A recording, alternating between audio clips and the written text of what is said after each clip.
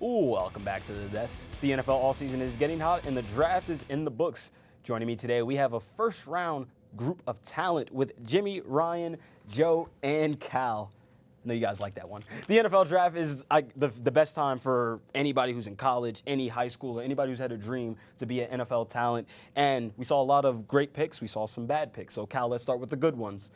Who do you think had the best draft this season? Yeah, Smorey, like Smorey said, we had a lot of winners this season, but I think my personal winner is the Detroit Lions. I think they got possibly the best defender in the draft in Aiden Hutchinson, and then they got the best wide receiver in the draft in Jamison Williams.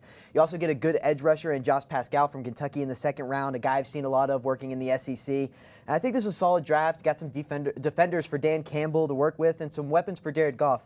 And while I don't think they're going to be contenders this season, I think they could take a very positive step forward. Ryan?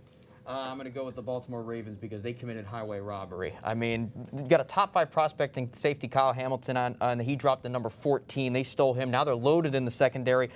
Tyler Linderbaum, great center that can help protect Lamar and help prevent injuries. And Ojabo from Michigan, the outside linebacker. He was a top 10 prospect before his Achilles injury at the Pro Day.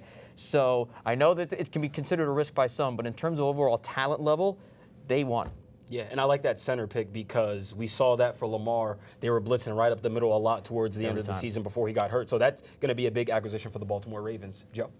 Jets, the Jets. I think they're 7 picks this year in the draft. Listen, they got Garrett Wilson, great receiver from Ohio State, a new toy for Zach Wilson. They also got Sauce Gardner, the second best corner in this draft from Cincinnati. Also, my favorite, 3 first-round picks. The last one was defensive end Jermaine Johnson, the Georgia transfer to Florida State. He finished with 70 tackles, 17.5 tackles, 11.5 sacks. Guy's a freak of an athlete, and I think he's going to help that defense. And overall, the Jets did a solid job with the rest of their picks.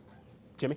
Samori, this is personal for me. I bet it is. Look at the colors. My New York Football Giants, they balled out this draft. Joe Shane, this is the happiest I've been on draft day since we drafted Odell. We took Kayvon Thibodeau. We took Evan Neal. The Giants are known when they had success and they got their 2 Super Bowls. We won in the battle of the trenches. Our offensive line, our defense line, we hit both of those early. These guys are both talked about as potentially being a number 1 pick earlier on in the draft a year ago. So to be able to get them at 5 and 7, the Giants hit a home run. Yeah. Those were bueno. Let's go to Mall. If you guys don't know what that is.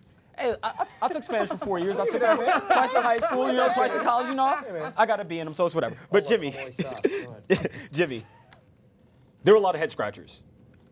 Out of all the teams, who do you think had the worst draft? No bigger head scratcher to me than Jerry Jones and the Dallas Cowboys. They took Tyler Smith, offensive tackle.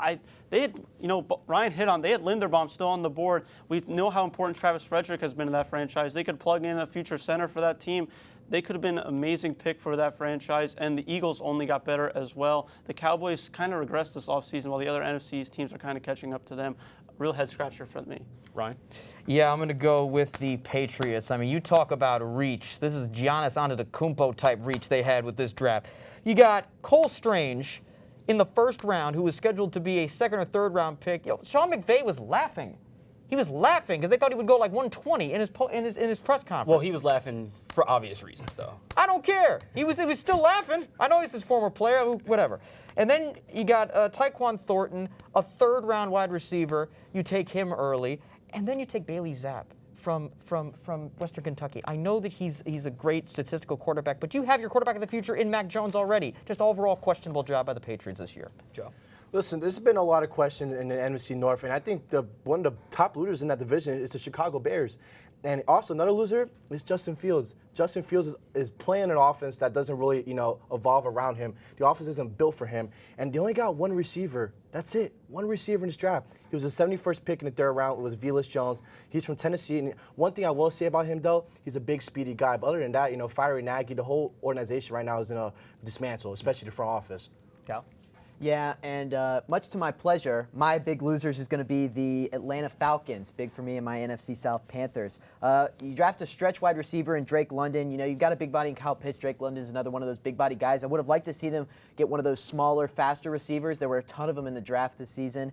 And then when you have Malik Willis, Sam Howell, and Matt Corral all on the board, you take Desmond Ridder. Kind of a questionable pick for me. I'm not really big on Desmond Ridder, and he hasn't really impressed me as a QB. So I'm going to say my losers are the Falcons. Yeah, and a team who can be a loser is the San Francisco 49ers with one of their star receivers and running backs, because he did a little bit of both in the playoffs. He beat Green Bay on the ground. So if we take a look at Deebo Samuel's stats, he did phenomenal last year, and so many different ways in Kyle Shanahan's offense. And if you see, he had 77 receptions, he had 1,400 yards, 59 rushing attempts, 365 yards on the ground. He had 14 total touchdowns. He became more of a running back in the playoffs. But Joe, we'll throw this to you.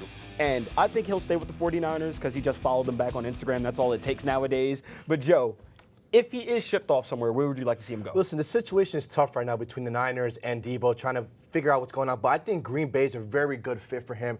Listen, Green Bay lost Davante Adams. He went over to the Raiders, which is a surprising trade. Even Rodgers was surprised about that trade. But, guys, I think Deebo can fit and replace Davante Adams. He's an athlete. He can play receiver. He can play running back. He can play the wildcat formation if you want to. There's a lot that you could work with in that offense, and I think Aaron Rodgers can use a guy like Deebo Samuels. Jimmy?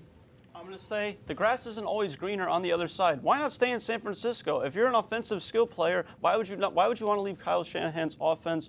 And you also have a chance to contend. This is a team that year after year has a chance to compete for a Super Bowl. He could be a focal point on that team. He just has to have open communication. You think Kyle Shanahan can scheme him the way he wants to be? Right. And I think with the whole Trey Lance, Jimmy G situation, we don't know what that's going to be like either. We got to see what Trey Lance is going to be like, and I think he's going to be starting eventually next year. Cal? Yeah, I think for me, I'd love to see Deebo in Baltimore playing for the Ravens. Suits talked about him. They had a great draft, but you trade away Hollywood Brown. You don't have a lot of talent on their weapons-wise. You still have Mark Andrews, but the Baltimore Ravens run an offense that really likes to set the tone by using the run. You've got Lamar Jackson who likes to run. I'd like to see him get a receiver who can go out in open space and really make plays, and I think that the Lamar-Deebo connection would be an absolute electric factory. Ryan? I'm going to say the Jets. They had a great pick, like you said, with Garrett Wilson from Ohio State, wide receiver, gives Wilson a new toy. And I think that a rookie quarterback or a second-year quarterback needs a veteran wide receiver to work off of, and he didn't have that in his first year. So if Deebo does go to the Jets, even though it may not be as likely, it would be a really, really key piece for Zach Wilson to have. Yeah, and from one all-pro receiver to a couple of more, we saw Tyreek Hill get traded to the Miami Dolphins, which I think was really surprising. And we saw Davante Adams, who got franchise tagged, shipped away from Green Bay. Ryan, we'll go to you. Out of these two receivers, who do you think is going to be more impactful next season? Well, let's first of all take a look at their stats for each guy, Tyreek Hill and Davante Adams on their respective teams. So here we go. 123 receptions to 111 for Davante Adams. There are 300 more receiving yards, 2 more receiving touchdowns, 1 more yard per catch, 1 more All-Pro selection for Tyreek Hill. However, I'm looking at the production for each of the teams. Davante Adams is a bigger part of the Packers' offense than Tyreek Hill is. Travis Kelce was kind of more active in that receiving offense than Tyreek Hill was this past season. Davante, now with the Marquez Valdes-Scantling leaving and going to Kansas City, that leaves Rodgers with hardly any wide receiver, so he needs Adams way more than Patrick Mahomes needs Tyreek Hill. Jimmy? See, I don't necessarily agree with that because under the LaFleur tenure, the Packers are 7-0 without Davante Adams. We've seen Aaron Rodgers play without Davante Adams. We haven't really seen for a sustained amount of time. We haven't seen Patrick Mahomes play without Tyreek Hill. He's going to have to adjust to some new weapons. We've seen Rodgers do it before. We saw him do it last year against the Arizona Cardinals. He's still going to put up MVP production. Patrick Mahomes, so much what he does is out of the pocket and finding Tyreek Hill. He's going to have to do it in a different way with other people. Cal? Yeah, I think for me, it's got to be Davante Adams as well, the more valuable loss. The Chiefs still have a ton of weapons. Like we said, Travis Kelce, you got Clyde Edwards-Helaire coming out of the backfield. You just added Juju and Valdez-Scantling. So they have a ton of talent. I looked on the depth chart this morning, and Alan Lazard would be the first guy for the Packers. They just added Sammy Watkins, but that's what ESPN says. Whatever. Yeah. He had 513 yards last season, so I just think there's just so many more weapons in Kansas City than in Green Bay.